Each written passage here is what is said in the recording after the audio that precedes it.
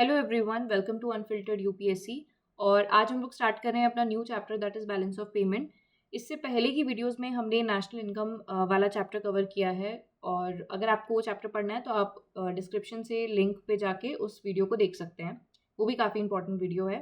ठीक है, तो बट हम अगर आज की बात करें तो आज हम लोग बैलेंस ऑफ पेमेंट पढ़ेंगे। ठीक है, इसको हम लोग काफ़ी अच्छे से कवर करने वाले हैं, कॉन्सेप्चुअली इस चीज़ को समझेंगे। ठीक है, तो चलिए स्टार्ट करते हैं। Okay, so balance of payment definition में जाने से पहले मैं आपको बहुत बेसिक सा एग्जांपल दूंगी। ठीक है, आप में से काफ़ी सारे लोगों को पॉकेट मनी मिलती होगी या फिर आप में से काफ़ी लोग जॉब भी कर रहे होंगे। ठीक है, तो आप लोग कितना पैसा खर्च कर रहे हो एक महीने के अंदर और कितना आपको रिसीव हो रहा है, ये आप कहाँ से चेक करते हो?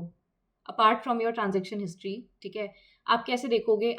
आप में से काफ़ी लोग एक डायरी मेंटेन करते होंगे या फिर आप में से काफ़ी लोग अपने एक्सपेंडिचर्स को ट्रैक करते होंगे, मे बी एक्सेल शीट में या फिर गूगल डॉक्यूमेंट्स में। मतलब हम किसी ना किसी तरीके से क्या करते हैं, एक रिकॉर्ड बना के रखते हैं। और हम ये रिकॉर्ड क्यों बनाते हैं? ताकि हमें पता चल सके कि हम लोग क्या फालतू खर्चा तो नहीं कर रहे हैं, या फिर हम हमारा खर्चा ये लेने देने का हिसाब किताब कैसा है। ठीक है, तो इसीलिए हम लोग एक डायरी मेंटेन करते हैं। उसके अकॉर्डिंगली हम देख पाते हैं कि हम लोग किस तरीके से पैसे अपना खर्च कर रहे हैं। ठीक है, ताकि हम लोग नेक्स्ट मंथ से या फिर अगली बार से थोड़ा लाइक सावधान हो सकें, है ना, कि हमें अपने पैसे कैसे खर्च करने हैं। तो बैलेंस ऑफ पेमेंट वही है। बैलेंस ऑफ पेमेंट क्या है? एक सिस्टमैटिक रिकॉर्ड है of all economic transactions made between the residents and non residents of a country for a specific time period, usually a year. ठीक है, तो उसको समझते हैं। बैलेंस ऑफ पेमेंट भी एक सिस्टमैटिक रिकॉर्ड ही हुआ जिसमें जो हमारी कंट्री है इंडिया, इसका पूरा रिकॉर्ड मेंटेन हो रहा है कि इंडिया से कितना पैसा बाहर गया और कितना पैसा अंदर आया। ठीक है, पैसा कैसे बाहर जा रहा है हमारा? इम्पोर्ट्स के थ्रू। जब हम लोग कुछ सामान खरीदते हैं या फिर हमारी गवर्नमेंट बहुत सारा ऑयल परचेज कर रही है, ठीक है, ईरान से या फिर यूएस से या रशिया से। ठीक है, तो हम लोग पैसा दे रहे हैं तो हमारे लिए क्या हुआ? वो हमारा इम्पोर्ट हुआ, तो पैसा गया हमारी कंट्री से। ठीक है, सिमिलरली और क्या एग्जाम्पल हो सकता है? मान लो कि हम किसी कंट्री से हम लोग हम इंडिया ने राफेल परचेज किए। ठीक है, तो वो भी एक तरीके का इम्पोर्ट हुआ।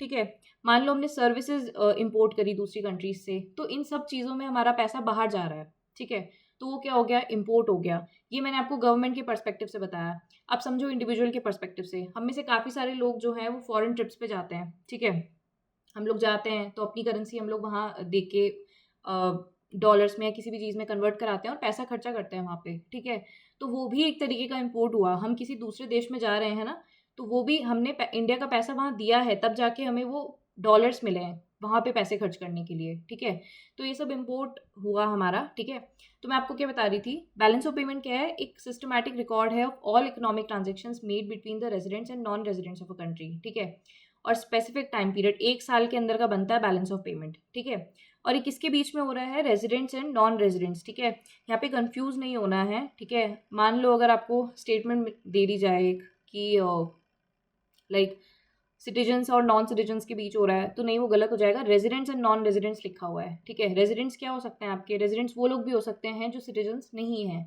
क्योंकि रेजिडेंट्स के लिए रिक्वायरमेंट क्या होती है कि आप इंडिया में 182 डेज के लिए अगर आप रहे हो तो आप रेजिडेंट कहलाओगे। ठीक है, ठीक है, तो आई होप आपको ये डेफिनेशन क्लियर हो गई होगी, ये वाली चीज़ जो हमने अभी पढ़ी है। ठीक है, काफ़ी इंपॉर्टेंट है ये बीओपी की डेफिनेशन। ठीक है, अब इस चीज़ को समझो। जो हमारा बैलेंस ऑफ पेमेंट बनता है ना, वो दो पार्ट्स में सब क्लासीफाई हो जाता है, दैट इज़ करंट अकाउंट और कैपिटल अकाउंट। ठीक है, इसको हम लोग डेप्थ में देखते हैं अभी। अभी सबसे पहले तो समझो करंट अकाउंट। ये यहाँ टेबल बनी हुई है। ठीक है, इसमें देखो क्या क्या आता है। ये हो गया हमारा करंट अकाउंट, ये हो गया हमारा कैपिटल अकाउंट। ठीक है, देखो अब इसको ध्यान से समझना। करंट अकाउंट में क्या क्या ट्रांजेक्शन्स आते हैं हमारे? इंपोर्ट और एक्सपोर्ट्स, जो भी इंडिया बाहर से मंगवा रहा है या जो भी इंडिया बाहर सप्लाई कर रहा है, वो आ जाएगा करंट अकाउंट में। ठीक है, import and export of goods. दूसरा हो गया import and exports of services. Services मतलब हम लोग कोई सर्विसेज प्रोवाइड भी कर रहे होंगे या फिर हम किसी कंट्री से कोई सर्विस ले भी रहे होंगे, तो वो भी किस में आ जाएगा? करंट अकाउंट में आएगा। तीसरा है यूनिलैटरल ट्रांसफर्स। ठीक है, इसका क्या मतलब होता है? इस चीज़ को समझो।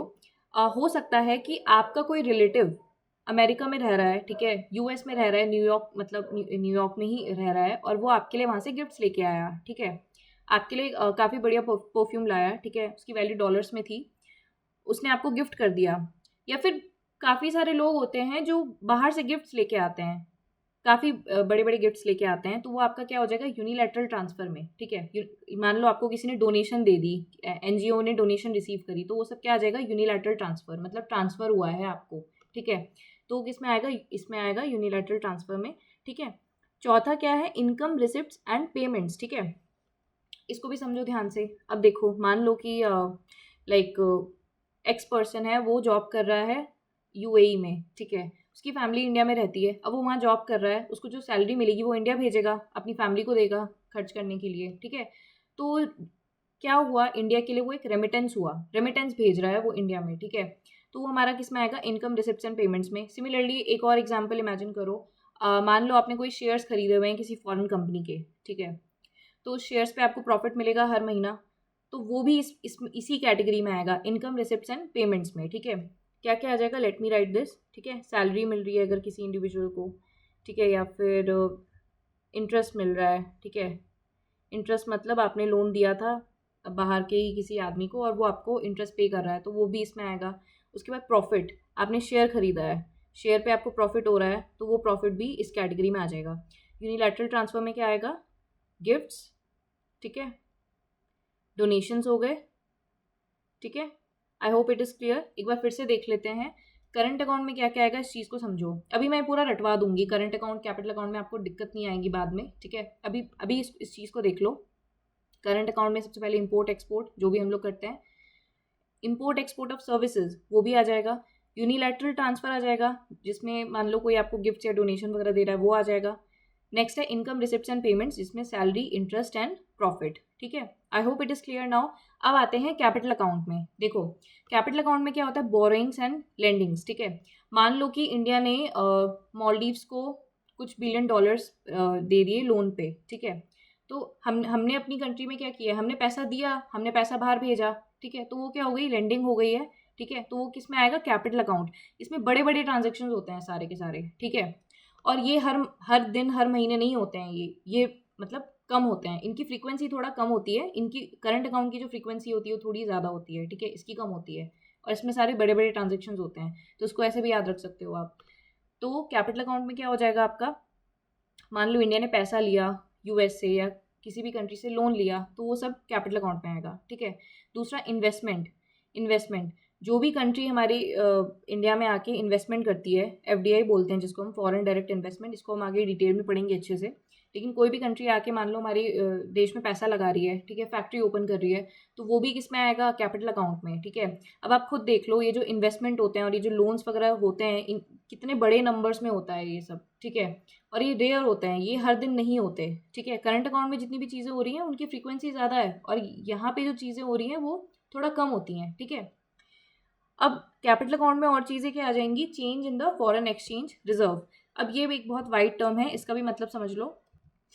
इसमें आ जाएगा आपका एनआरआई डिपॉजिट्स, ठीक है। जो काफ़ी सारे लोग होते हैं वो इंडियन बैंक्स में अपना पैसा रखते हैं, ठीक है, इंटरेस्ट वगैरह के लिए किसी भी रीज़न से, तो वो एनआरआई डिपॉजिट्स हुआ, तो वो भी हमारा कैपिटल अकाउंट में आता है, ठीक है। I hope it is clear. एक बार हम लोग इन दोनों का डिफरेंस देख लेते हैं। ओके, तो यहाँ पे देखो, ये टेबल है एक, इसमें दोनों के बीच का डिफरेंस दिया हुआ है, करंट अकाउंट और कैपिटल अकाउंट। देखो, करंट अकाउंट डील करता है with day to day trade in goods, services, income and transfers, ठीक है। अब देखो, सैलरी कोई भेज रहा है तो वो तो हर महीना भेजेगा, ठीक है। इम्पोर्ट और एक्सपोर्ट कितना फ्रीक्वेंटली होता है, आए दिन हम लोग तेल मंगाते हैं दूसरे देशों से, ठीक है। ये हो गया। कैपिटल अकाउंट में क्या होता है, इसमें बड़े बड़े ट्रांजेक्शन होते हैं, like capital transfer, asset transaction, ठीक है। इसमें क्या क्या इंक्लूड होता है करंट अकाउंट में, इंपोर्ट एक्सपोर्ट मैंने बताया था, remittances, interest and dividends. Capital account में क्या आएगा, FDI, FPI, loans, external borrowings and NRI deposits, ठीक है। इसका नेचर क्या होता है, अगर हम बात करें नेचर की, तो करंट अकाउंट का नेचर क्या होता है, रेवेन्यू ट्रांजेक्शन्स, यानी कि शॉर्ट टर्म, ठीक है। वाइल अगर हम कैपिटल अकाउंट के नेचर की बात करें तो इनके ट्रांजेक्शन्स होते हैं लॉन्ग टर्म, ठीक है। अब देखो, अफेक्ट कहाँ आता है, करंट अकाउंट ट्रांजेक्शन्स का जो अफेक्ट आता है ना, वो नेशनल इनकम पे आता है डायरेक्टली, ठीक है। नेशनल इनकम, जीडीपी में बहुत फ़र्क आता है, इसलिए हम लोग बोलते हैं जीडीपी अगर हमें बढ़ानी है तो हमें ज़्यादा एक्सपोर्ट करना पड़ेगा, ज़्यादा से ज़्यादा एक्सपोर्ट करना पड़ेगा, ठीक है। तो क्या है, ये करंट अकाउंट इससे रिलेटेड है, नेशनल इनकम को डायरेक्टली अफेक्ट करता है, ठीक है। अगर हम बात करें कैपिटल अकाउंट की, तो ये हमारे एसेट ओनरशिप और लाइबिलिटीज़ को ज़्यादातर अफेक्ट करता है, ठीक है। जैसे मान लो कि हमने बहुत सारा लोन ले लिया, तो हमारी लाइबिलिटी क्या हो गई, बढ़ गई, ठीक है। या फिर मान लो हमने किसी देश को बहुत सारा लोन दे दिया तो हमारा असेट बढ़ गया, ठीक है। तो ये एसेट ओनरशिप लाइबिलिटीज़ वगैरह को इम्पैक्ट करता है, ठीक है। अब एग्जाम्पल्स देख लो, करंट अकाउंट के एग्जाम्पल्स क्या हो गए, एक्सपोर्ट ऑफ सॉफ्टवेयर, मान लो हमने कुछ बनाया, चैट जीपीटी जैसा कुछ बना दिया, बहुत ही बढ़िया बना दिया कुछ भी, ठीक है। तो और देश वो चीज़ डिमांड करने लग गए, तो हमने क्या कर दिया, एक्सपोर्ट कर दिया वो सॉफ्टवेयर, तो हमारा करंट अकाउंट के अंदर आ जाएगा, ठीक है। एनआरआई रेमिटेंसेज ये भी इसका पार्ट है, ठीक है, बता चुकी हूँ मैं पहले ही।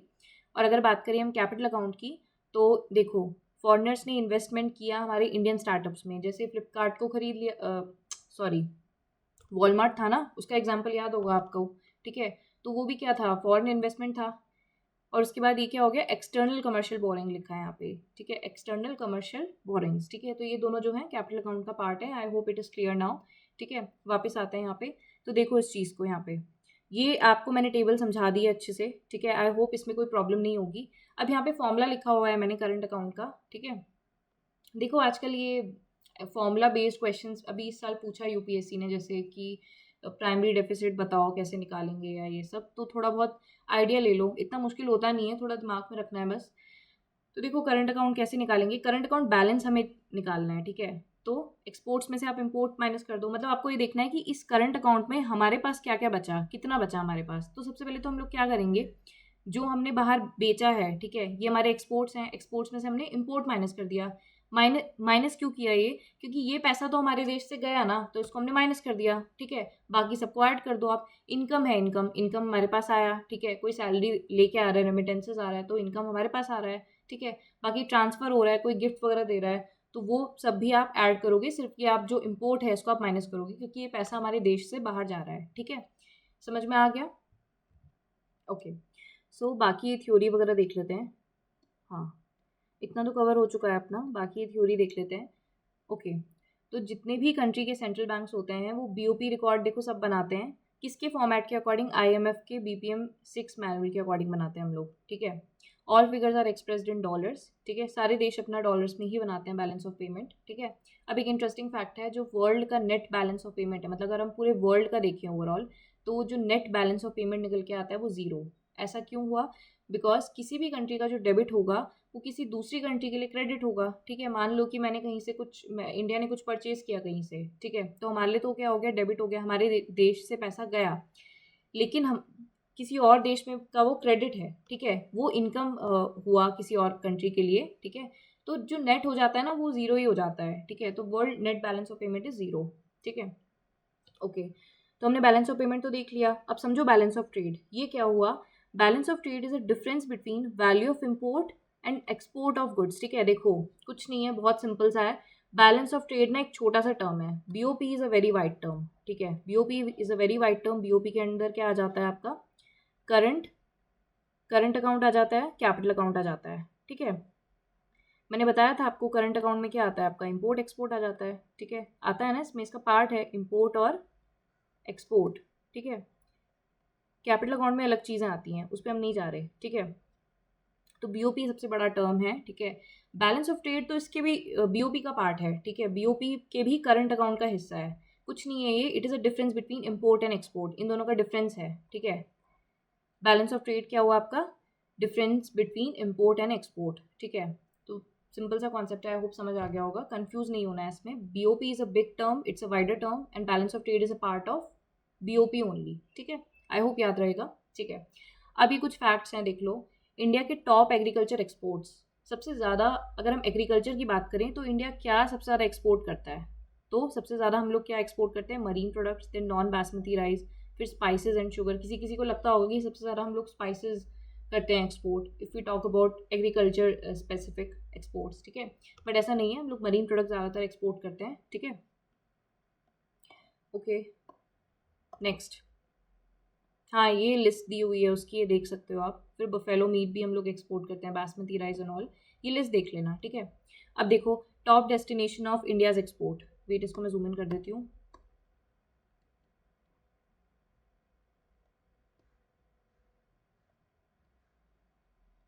देखो इंडिया सबसे ज़्यादा एक्सपोर्ट कहाँ करता है, मतलब हमारा जो लाइक गुड्स एंड सर्विसेज हैं वो सबसे ज़्यादा किस देश में जाते हैं, तो यूएस है हमारा सबसे बड़ा एक्सपोर्टर, ये हमसे सबसे ज़्यादा चीज़ें खरीदता है, ठीक है। उसके बाद यूएई, सेकंड नंबर पे, थर्ड नंबर पे नीदरलैंड। अदर नोटेबल पार्टनर्स हो गए आपके बांग्लादेश, हांगकांग, सिंगापुर, ठीक है। बट सबसे बड़ा क्या है, यूएस। यूएस सबसे ज़्यादा खरीदता है हमारे देश से, ठीक है। अब टॉप इम्पोर्ट्स देख लो, सबसे ज़्यादा हम किस देश से खरीदते हैं, तो पहले नंबर पे आता है चाइना। तभी तो चाइना के साथ हमारा इतना बड़ा ट्रेड डेफिसिट है। सबसे बड़ा मतलब हम लोग चाइना से ही सबसे ज़्यादा इम्पोर्ट करते हैं। दूसरा आ गया हमारा यूएई। यूएई से हम लोग गोल्ड, क्रूड ऑयल ये सब परचेज करते हैं। थर्ड नंबर पे आता है यूएस, ठीक है। तो आई होप आपको याद रहेगा, सबसे ज़्यादा हम लोग एक्सपोर्ट किस देश को करते हैं, यूएस को। एंड सबसे ज़्यादा इम्पोर्ट हम किस देश से किस देश से हम सबसे ज़्यादा सामान लेते हैं, वो है चाइना, ठीक है। ओके, नेक्स्ट है आपका ट्रेड डेफिसिट। ट्रेड डेफिसिट क्या है, देखो बजट डेफिसिट सुना है आपने। बजट डेफिसिट क्या होता है कि आपका जो है वो एक्सपेंडिचर ज़्यादा हो गया है, इनकम कम है, ठीक है। तो जब भी ऐसा होता है कि आपने खर्चा ज़्यादा कर दिया, इनकम आपकी कम आ गई हो रही है बट आपने खर्चा ज़्यादा कर दिया, तो वो आपका बजट डेफिसिट कहलाता है।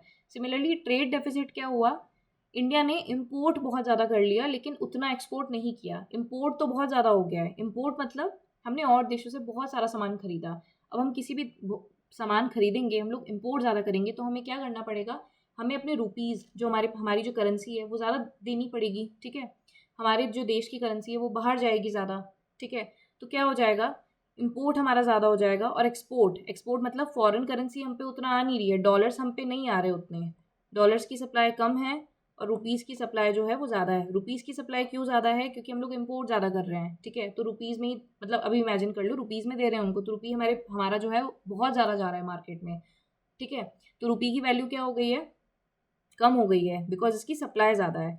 सिमिलरली डॉलर्स जो है वो उसकी जो सप्लाई है वो क्या हो गई है, डॉलर्स की सप्लाई कम हो गई है क्योंकि हम लोग एक्सपोर्ट कम कर रहे हैं ना, तो उसकी वैल्यू क्या हो जाएगी, ज़्यादा हो जाएगी, ठीक है। इतना डेप्थ में नहीं घुसना अभी, ठीक है।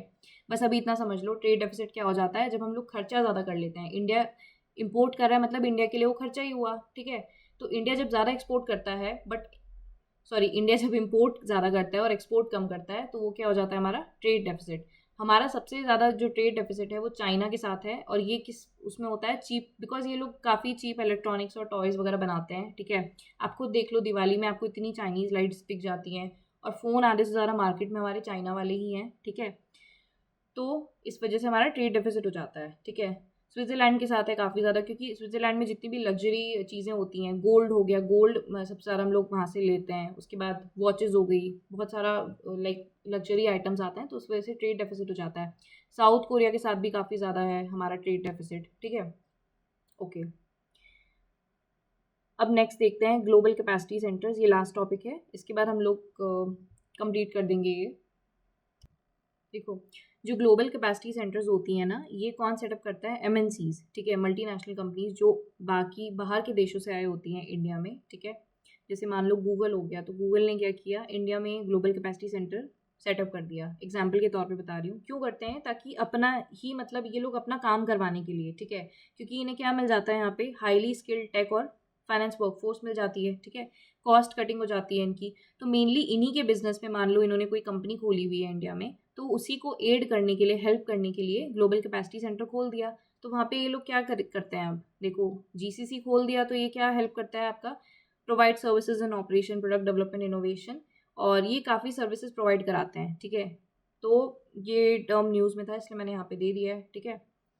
सो लेक्चर थोड़ा लंबा हो रहा है अभी, तो अब इसको अभी तक यहीं तक हम लोग कवर करेंगे। आगे के लेक्चर में हम लोग जीआई टैग से स्टार्ट करेंगे, ठीक है। तो आई होप ये लेक्चर आपको अच्छा लगा होगा, and if you like so then do like and subscribe this channel. So thank you so much.